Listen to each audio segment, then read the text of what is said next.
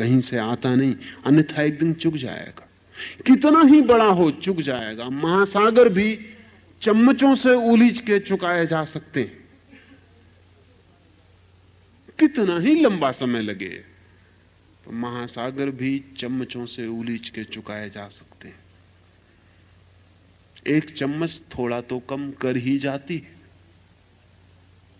फिर और ज्यादा कम होता जाएगा।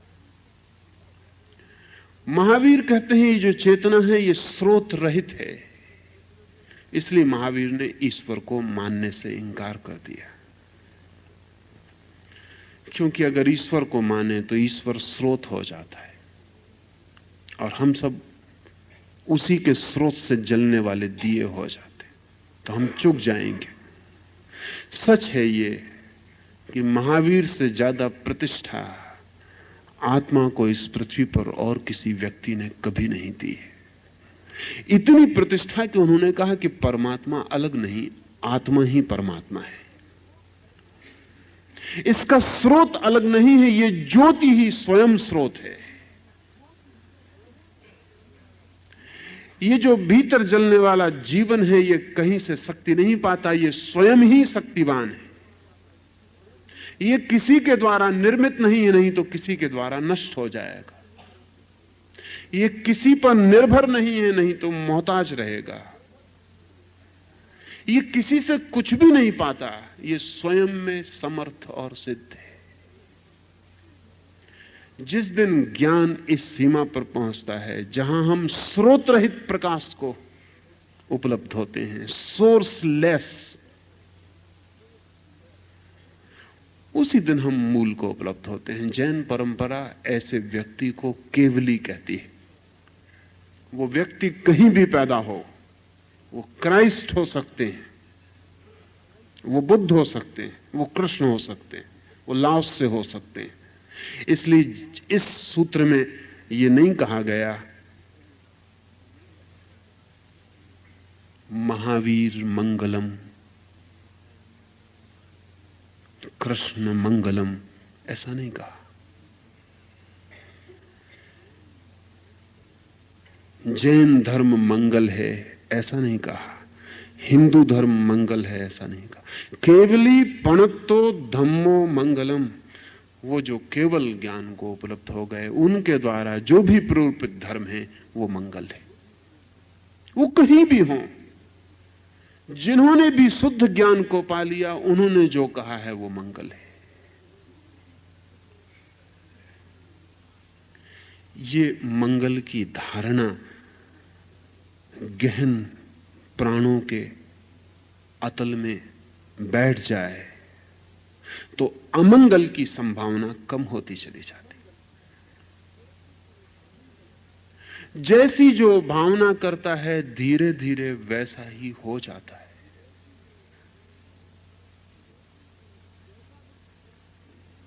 जैसा हम सोचते हैं वैसे ही हम हो जाते हैं।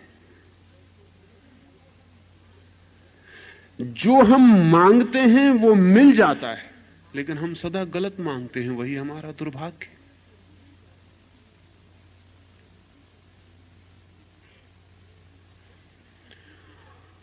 हम उसी की तरफ आंख उठाकर देखते हैं जो हम होना चाहते हैं। अगर आप एक राजनीतिक नेता के आसपास भीड़ लगा के इकट्ठे हो जाते हैं, तो ये सिर्फ भीड़ इसकी ही सूचना नहीं है कि राजनीतिक नेता आया, गहन रूप से इस बात की सूचना है कि आप कहीं राजनीतिक पद पर होना चाहते हैं। हम उसी को आदर देते हैं जो हम होना चाहते हैं, जो हमारे भविष्य का मॉडल मालूम पड़ता है,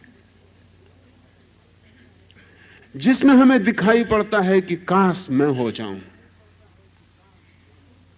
हम उसी के आसपास इकट्ठे हो जाते। अगर सिने अभिनेता के पास भीड़ इकट्ठी हो जाती तो वह आपकी भीतरी आकांक्षा की खबर देती, आप भी वही हो जाना चाहते हैं। अगर महावीर ने कहा है कि कहो अरिहंत मंगलम, सिद्ध मंगलम, साधु मंगलम, तो वो ये कह रहे हैं कि ये तुम कह ही तब पाओगे जब तुम अरिहंत होना चाहोगे, या तुम जब ये कहना शुरू करोगे तो तुम्हारे अरिहंत होने की यात्रा शुरू हो जाएगी। और बड़ी से बड़ी यात्रा बड़े छोटे से कदम से शुरू होती, और पहले कदम से कुछ भी पता नहीं चलता। धारणा पहला कदम है। कभी आपने सोचा कि आप क्या होना चाहते हैं? नहीं भी सोचा होगा सचेतन रूप से, तो भी अचेतन में चलता है कि आप क्या होना चाहते हैं। जो आप होना चाहते हैं उसी के प्रति आपके मन में आदर पैदा होता है। न केवल आदर, जो आप होना चाहते हैं उसी के संबंध में आपके मन में चिंतन के वर्तुल चलते हैं। वही आपके स्वप्नों में उतर आता है, वही आपकी सांसों में समा जाता है, वही आपके खून में प्रवेश कर जाता है। और जब मैं कहता हूं खून में प्रवेश कर जाता है, तो मैं कोई साहित्यिक बात नहीं कह रहा हूं, मैं मेडिकल, मैं बिल्कुल शारीरिक तथ्य की बात कह रहा हूं।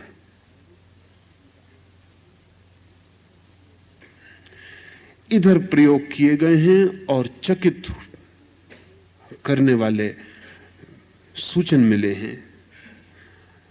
ऑक्सफोर्ड यूनिवर्सिटी में दिलावार प्रयोगशाला में विचार का खून पर क्या प्रभाव पड़ता है, दूसरे की धारणा का भी, आपकी धारणा को छोड़ दें, आपकी धारणा का तो पड़ेगा ही, दूसरे की धारणा का भी, अप्रगट धारणा का भी आपके खून पर क्या प्रभाव पड़ता है। अगर आप ऐसे व्यक्ति के पास जाते हैं जिसके हृदय से बहती करुणा और मंगल की भावना है, जो आपके लिए शुभ के अतिरिक्त और कुछ नहीं सोच पाता है,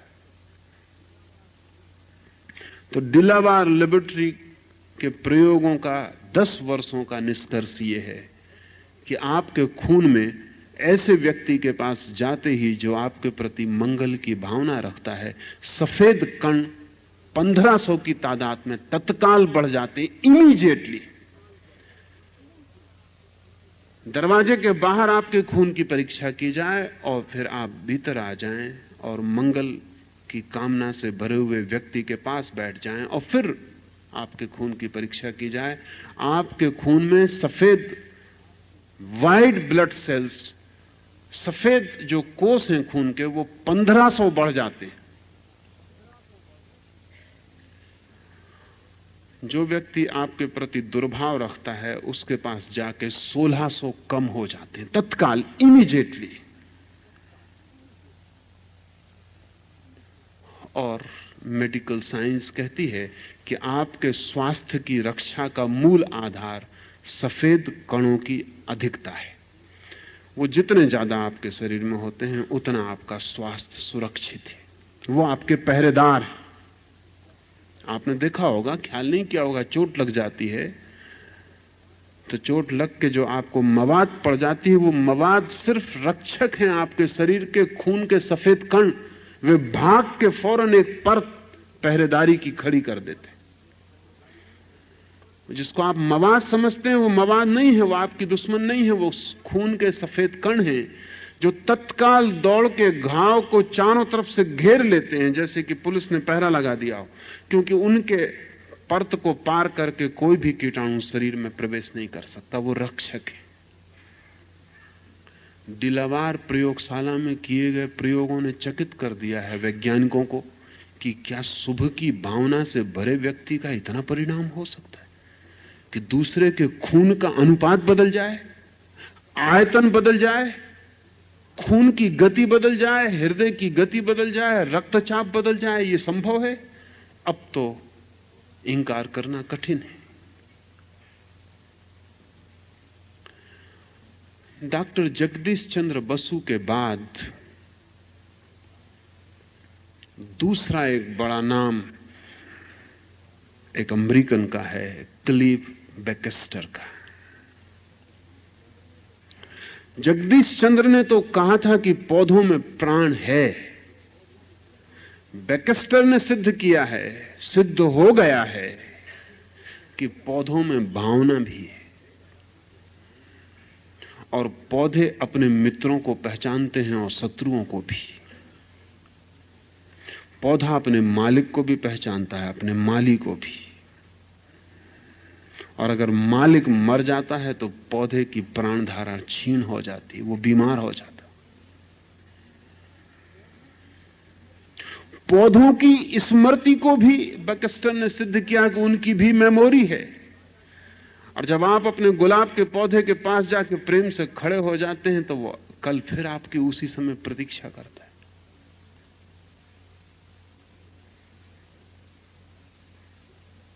वो याद रखता है, आज आप नहीं आए। या जब आप पौधे के पास प्रेम से भर के खड़े हो जाते हैं और फिर अचानक एक फूल तोड़ लेते हैं तो पौधे को बड़ी हैरानी होती, बड़ा कंफ्यूजन होता है। इस सब की प्राण धाराओं को रिकॉर्ड करने वाले यंत्र तैयार किए हैं बैक्स्टर ने कि पौधा एकदम कंफ्यूज हो जाता है, उसकी समझ में नहीं आता कि जो आदमी इतने प्रेम से खड़ा था उसने फूल कैसे तोड़ लिया। वो ऐसे ही कंफ्यूज हो जाता जैसे कोई बच्चा आपके पास खड़ा हो, प्रेम करते करते एकदम गर्दन तोड़ ले कि चेहरा बहुत अच्छा लगता है। पौधे की समझ में बिल्कुल नहीं आता कि ये हो क्या गया। उसके भीतर बड़ा कंफ्यूजन पैदा होता है। बैक्स्टर कहता है हमने हजारों पौधों को कंफ्यूज किया हुआ, उनको हम बड़ी परेशानी में डाले हुए, वो समझ ही नहीं पाते कि हो क्या रहा है। जिसको मित्र की तरह अनुभव कर रहे थे वो एकदम शत्रु की तरह हो जाता।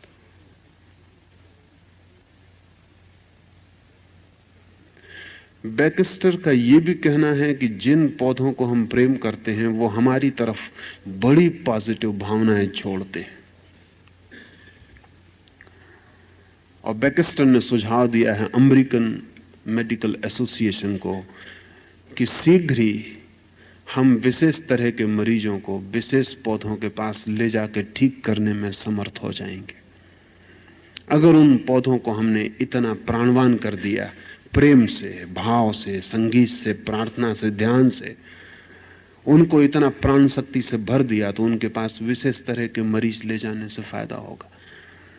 फिर हर पौधे में अपनी अपनी प्राण ऊर्जा की विशेषताएं हैं। जैसे रेड रोज, लाल जो गुलाब है, वो क्रोधी लोगों के लिए बड़े फायदे का हो सकता है। पंडित नेहरू को इसलिए उससे प्रेम रहा हो। क्रोध के लिए रेड रोज बहुत फायदे का है बैक्स्टर के हिसाब से।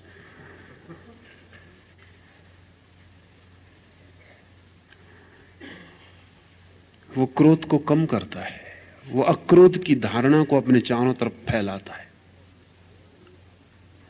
उसका भी अपना आभा मंडल है। पौधों के पास भी हृदय हैं, माना कि वे अशिक्षित हैं लेकिन उनके पास हृदय है। आदमी बहुत शिक्षित होता चला जाता लेकिन हृदय खोता चला जाता। यह धारणा हृदय को जन्माने का आधार बन सकती, मंगल की धारणा। निश्चित ही मंगल की धारणा, हम इतने कमजोर हैं और अमंगल हमें इतना सहज है कि हम अरिहंत पर भी मंगल की धारणा कर पाएं तो चमत्कार है। हम ये भी कह पाएं कि अरिहंत मंगल हैं तो भी मिरेकल है। पत्थर मंगल है इसके लिए तो कठिनाई पड़ेगी, दुश्मन मंगल है इसके लिए तो बहुत कठिनाई पड़ेगी, शत्रु मंगल है इसके लिए तो बहुत कठिनाई पड़ेगी। महावीर आपको भली भांति जानते हैं। जो श्रेष्ठतम है, जिस पर भी आपको कठिनाई पड़ेगी करने में मंगल की धारणा, उससे शुरू करते हैं। अरिहंत, सिद्ध, साधु और जिन्होंने जाना उनके द्वारा प्ररूपित धर्म। धर्म का जैन परंपरा में वैसा अर्थ नहीं है जैसा अंग्रेजी के रिलीजन का या उर्दू के मजहब का, और वैसा अर्थ भी नहीं है जैसा हिंदू धर्म का। जैन परंपरा में धम्म का जो अर्थ है वो समझ लेना चाहिए। वो बहुत खूबी का है, विशिष्ट है, और जैन दृष्टि को एक नए आयाम में फैलाता है। मजहब का अर्थ तो होता है क्रीड, एक मत, एक पंथ। अंग्रेजी के रिलीजन शब्द का अर्थ होता है करीब करीब वही जो योग का अर्थ होता है। वो जिस सूत्र से बना है रिलीगेर, उसका अर्थ होता है जोड़ना,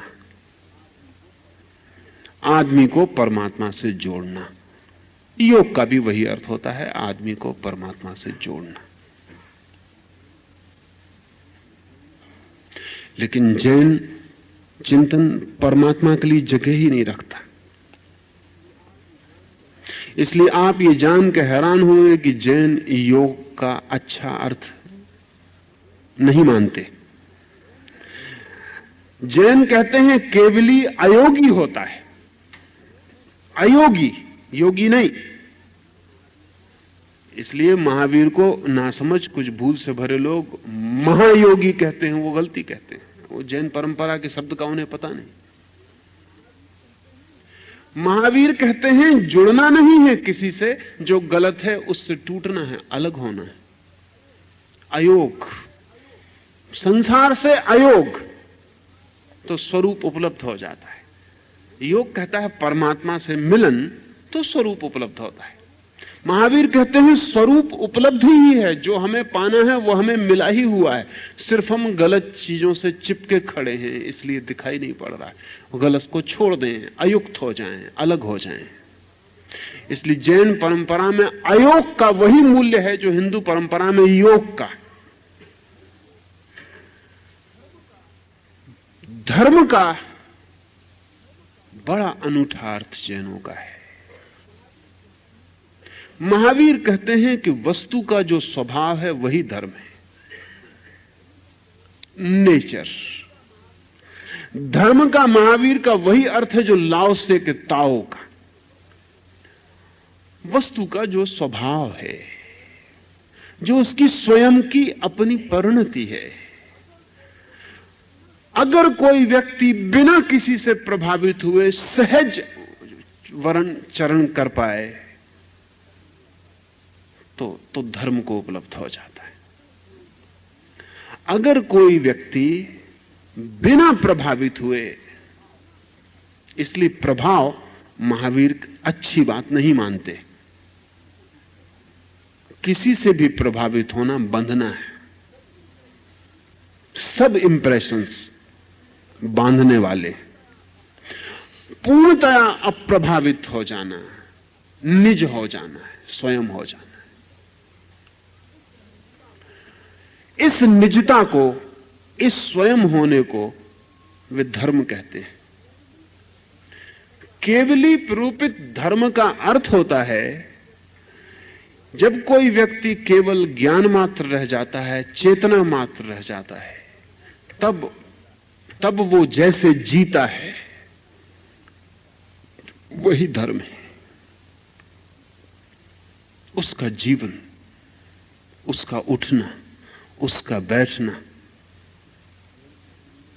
उसका हलन चलन, उसका सोना, वो जो भी करता है, उसकी आंख के पलक का है उठना और हिलना, उसकी समस्त अस्तित्व में प्रकट होती हुई जो भी किरणें हैं वही धर्म है। जैसे अग्नि अपने शुद्ध रूप में जलती हो तो धुआं पैदा नहीं होता। आप कहेंगे अग्नि तो जहां भी जलती वहां धुआं पैदा होता। तर्क की किताबों में लिखा हुआ है जहां जहां धुआं वहां वहां अग्नि। इसलिए जहां धुआं दिखे मान लेना कि अग्नि। लेकिन धुआं अग्नि से पैदा नहीं होता, केवल ईंधन के गीलेपन से पैदा होता है। अग्नि से उसका कोई लेना देना नहीं। अगर ईंधन बिल्कुल गीला ना हो तो धुआं पैदा नहीं होता। धुआं अग्नि का स्वभाव नहीं है, ईंधन का प्रभाव है। वो जो ईंधन गीला होता है तो पैदा होता है, तो कहना चाहिए कि वो पानी से पैदा होता है, वो अग्नि से पैदा नहीं होता धुआं। अगर बिल्कुल सूखा ईंधन है जिसमें पानी जरा भी नहीं है तो धुआं पैदा नहीं होगा, और अगर पैदा होता है तो जानना कि थोड़ा बहुत ईंधन गीला है।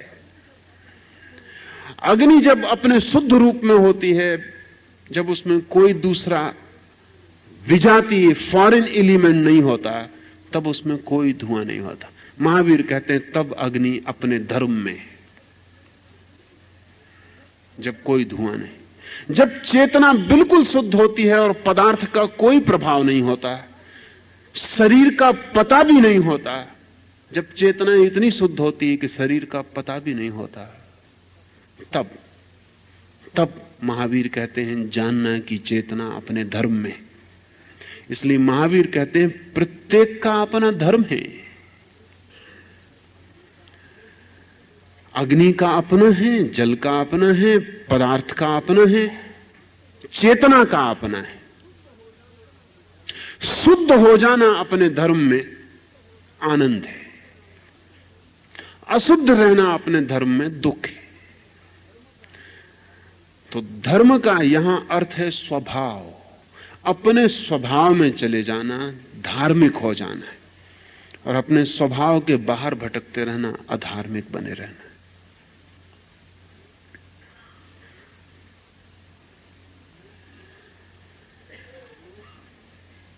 लोक में इन चारों को उत्तम भी इस सूत्र में कहा है।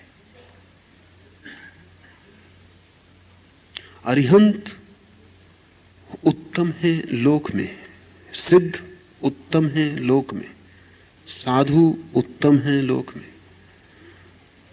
केवली प्रूपित धर्म उत्तम है लोक में।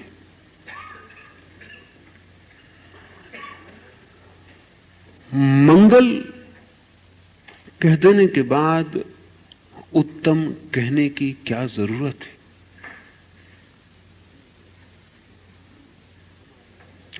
कारण है हमारे भीतर। ये सारे सूत्र हमारे मनस के ऊपर आधारित है, ये हमारे मन की गहराइयों के अध्ययन पर आधारित है। मंगल कहने के बाद भी हम इतने ना समझें कि जो उत्तम नहीं है उसे भी हम मंगल रूप मान सकते हैं। हमारी वासनाएं ऐसी हैं कि जो निकृष्ट है लोक में उसी की तरफ बहती हैं। ऐसा भी कह सकते हैं कि वासना का अर्थ ही यही होता है, नीचे की तरफ बहाव। जो निकृष्ट है उसी की तरफ। रामकृष्ण कहा करते थे कि चील आकाश में भी उड़े तो तुम ये मत समझना कि उसका ध्यान आकाश में होता है। वो आकाश में उड़ती है लेकिन उसकी नजर नीचे कहीं कूड़े कबाड़ पर, किसी कचरे घर पर पड़े हुए मांस पर, किसी सड़ी मछली पर, उस पर लगी रहती। उड़ती आकाश में और उसकी दृष्टि तो कहीं नीचे किसी मांस के टुकड़े पर अटकी रहती। तो रामकृष्ण कहते थे भूल में मत पड़ जाना कि चील आकाश में उड़ रही इसलिए आकाश में ध्यान होगा। ध्यान तो उसका नीचे लगा रहता। इसलिए दूसरे सूत्र में महावीर का ये जो मंगल सूत्र है ये तत्काल जोड़ता है अरिहंत लोगोत्तमा। अरिहंत उत्तम है। ये सिर्फ इशारे के लिए। सिद्ध उत्तम है, साधु उत्तम है। उत्तम का अर्थ है कि शिखर हैं जीवन के, श्रेष्ठ, पाने योग्य, चाहने योग्य, होने योग्य। सविज्जर ने, किसी ने पूछा है सविज्जर को,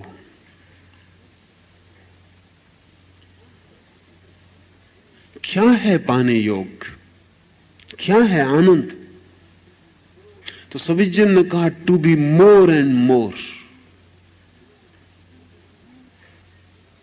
to be deep and deep, to be in and in, and constantly turning into something more and more. कुछ ज्यादा में रूपांतरित होते रहना, कुछ श्रेष्ठ में बदलते रहना, कुछ गहरे और गहरे जाते रहना, कुछ ज्यादा और ज्यादा होते रहना।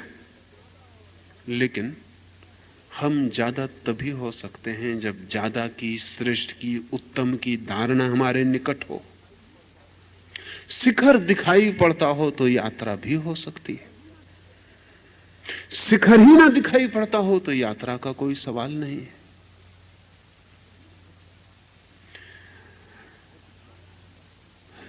भौतिकवाद कहता है कोई आत्मा नहीं है, शिखर को तोड़ देता है।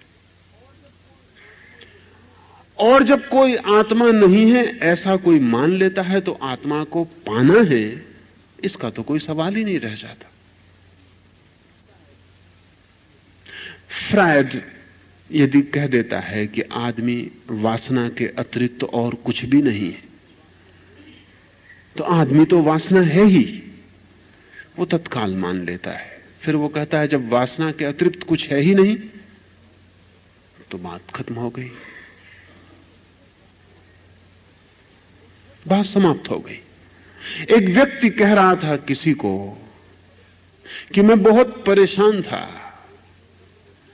क्योंकि मेरी कॉन्शियंस मुझे बहुत पीड़ा देती थी, मेरा अंतःकरण बहुत पीड़ा देता था। झूठ बोलूं तो, चोरी करूं तो, किसी स्त्री की तरफ देखूं तो बड़ी पीड़ा होती थी। तो फिर मैं मनोचिकित्सक के पास गया और मैंने इलाज करवाया और 2 साल में मैं बिल्कुल ठीक हो गया।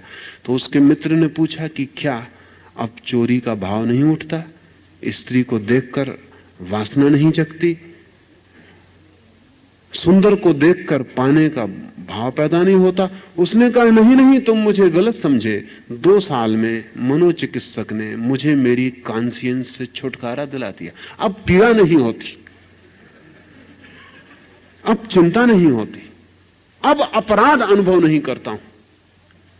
पिछले 50 सालों में पश्चिम का मनोचिकित्सक लोगों को अपराध से मुक्त नहीं करवा रहा, अपराध के भाव से मुक्त करवा रहा।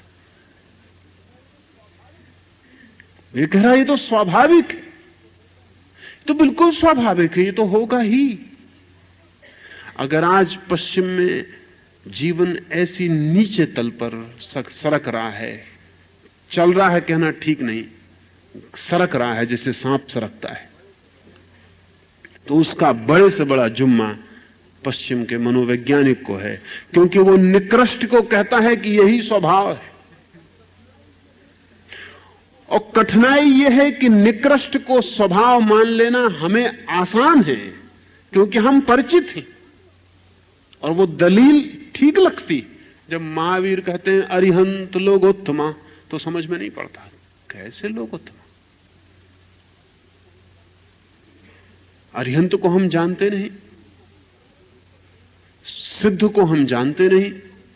कौन है ये? हमारे भीतर तो हमने सिद्ध जैसा कभी कोई क्षण अनुभव नहीं किया, अरिहंत जैसी हमने कभी कोई लहर नहीं जानी, साधु जैसा हमने कभी कोई भाव नहीं जाना, केवली प्रलोभित धर्म में हमने कभी प्रवेश नहीं किया। क्या हवा की बातें। तो अगर हम मान भी लें तो मजबूरी में मानते हैं, उस मजबूरी का नाम हमने धर्म रखा हुआ है। किसी घर में पैदा हो गए जैन, मजबूरी, आपका कोई कृत्य नहीं है। तो पर्यूषण है तो मजबूरी, तो आप जाते हैं मंदिर में, नमस्कार करते हैं, साधु को नमस्कार करते हैं, उपवास कर लेते हैं, व्रत कर लेते हैं, मजबूरी। किसी का कसूर नहीं, आप पैदा हो गए जैन घर में, इसमें किसी का कोई हाथ तो है नहीं। खोपड़ी में बचपन से सुनाया जा रहा, वो भर गया, उसको निपटा लेते, बाकी कहीं स्फुरना नहीं है उसमें, कहीं कोई ऐसा सहज भाव नहीं है। क्या आपने ख्याल किया कि मंदिर जाते वक्त आपके पैर और सिनेमा गृह में जाते वक्त आपके पैरों की गति में बुनियादी भेद होता है, गुणात्मक, क्वालिटेटिव। मंदिर जैसे आप घसीटे जाते हैं, सिनेमा गृह जैसे आप जाते हैं,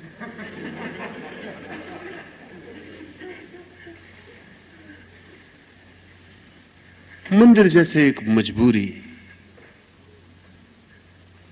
एक काम। प्रफुल्लता नहीं है चरण में, नृत्य नहीं है चरण में जाते समय। किसी तरह पूरा कर देना है, लेकिन निकृष्ट जीवन है, पूरा नहीं कर देना है। सुना है मैंने कि मुल्ला नसरुद्दीन जिस दिन मरा, उस दिन पुरोहित उसे परमात्मा की प्रार्थना कराने आए और कहा कि मुल्ला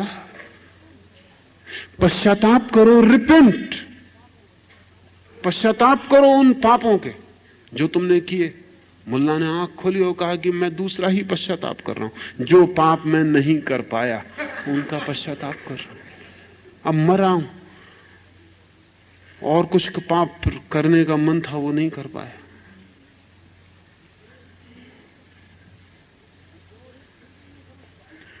वो पुरोहित फिर भी नहीं समझ पाया, क्योंकि पुरोहितों से कम समझदार आदमी आज जमीन पर दूसरे नहीं। उसने कहा कि मुल्ला ये क्या तुम कहते हो, अगर तुम्हें दोबारा जन्म मिले तो क्या तुम वही पाप करोगे, वैसा ही जियोगे जैसा अभी जिए? मुल्ला ने कहा कि नहीं, बहुत फर्क करूंगा।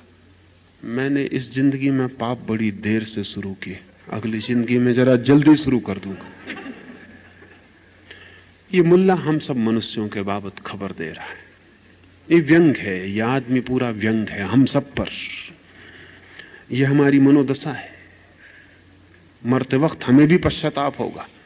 पश्चाताप होगा उन औरतों का जो नहीं मिली, पश्चाताप होगा उस धन का जो नहीं पाया, पश्चाताप होगा उन पदों का जो चूक गए, पश्चाताप होगा उस सब का जो निकृष्ट था, जो पाने योग्य ही नहीं था। लेकिन क्या मरते वक्त पश्चाताप होगा कि अरिहंत ना मिले, सिद्ध ना मिले, केवली प्रूपित धर्म में प्रवेश ना मिला? नहीं, हो सकता है नमोकार आपके आसपास पढ़ा जा रहा होगा, लेकिन आपके भीतर उसको कोई प्रवेश नहीं हो पाएगा। क्योंकि जिन्होंने जीवन भर उसके प्रवेश की तैयारी नहीं की, वे अगर सोचते हो कि क्षण में उसका प्रवेश हो जाएगा तो वे ना समझे। जिन्होंने जीवन भर उस मेहमान के आने के लिए इंतजाम नहीं किया, वे सोचते हो अचानक वो मेहमान भीतर आ जाएगा तो वे गलती पर हैं, वे दुराशाएं कर रहे हैं, वे हताश होंगे। लेकिन जो व्यक्ति निरंतर अरिहंत मंगल है, लोक में उत्तम है, श्रेष्ठ है, वही जीवन में पाने का ऐसा सूत्र ख्याल में रखता है और कभी कभी